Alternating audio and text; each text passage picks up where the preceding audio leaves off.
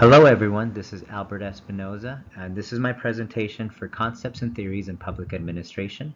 This is for MPA 510, History and Theory of Public Administration at Cal Baptist University for Dr. Sundstrom's course. In this presentation, I'll be talking about two concepts in public administration, one that holds true today in modern times and one that needs to be changed or updated.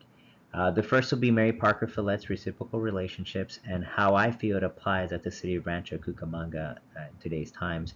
And the other is Frederick Taylor's principles of scientific management and how it may somewhat apply at the city of Rancho Cucamonga, but not so much to the point where we do treat our staff like robots and work them to the point of exhaustion where they get so tired and burned out that they don't want to come back and work for us. Mary Parker Follett's reciprocal relationships in the giving of orders is something that really resonated with me, especially working at the city of Rancho Cucamonga. This thought that a manager isn't a person that powers over people, but empowers people. It's more about leadership and having traits of communication with staff, influencing them, motivating them, training them, and working as a team to accomplish something together.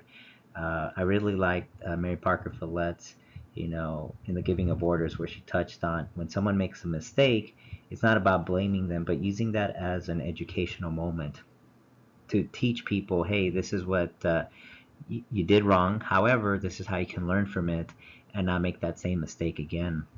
And I'm very proud as a deputy director at the city of Rancho Cucamonga. This is the type of leadership and management style I perform there myself, as well as the executive team within the city. It's not about telling people to go and bark orders as just as a boss, but it's more about being that leader who is in there with staff to get the job done together in the trenches, to motivate them, give them the tools and the resources they need to get things done right. And Mary Parker really hit home, with reciprocal relationships. Even though it was a theory from the 1920s, I still think it applies today and is something that is done at the city of Rancho Cucamonga. Frederick Winslow Taylor's scientific management, to a certain extent, can be found at the city of Rancho Cucamonga.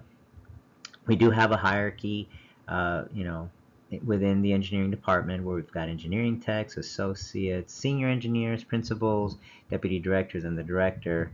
And we have things such as standard operating procedures where, staff is given an outline of what their job entails, but they're not confined in these roles of this is all you do.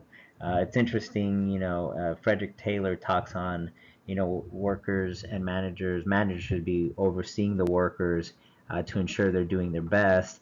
Well, if you think about it, that's something that we call nowadays micromanaging, which most people don't like to be micromanaged at their job. So Frederick Winslow Taylor scientific management is a theory that is outdated and is not practiced at the city of Rancho Cucamonga. We don't treat our staff to the point where they're exhausted and hate coming to work just to get the job done right. We treat people with respect, and we apply that human factor, which Frederick Winslow Taylor scientific management was lacking. For my last slide, here's a couple pictures of things that the city of RC, Rancho Cucamonga entail. We do collaborate, support each other, and that's how we achieve our goals as a team and as a group within the entire organization. I know you're probably looking at that typewriter on the top left corner.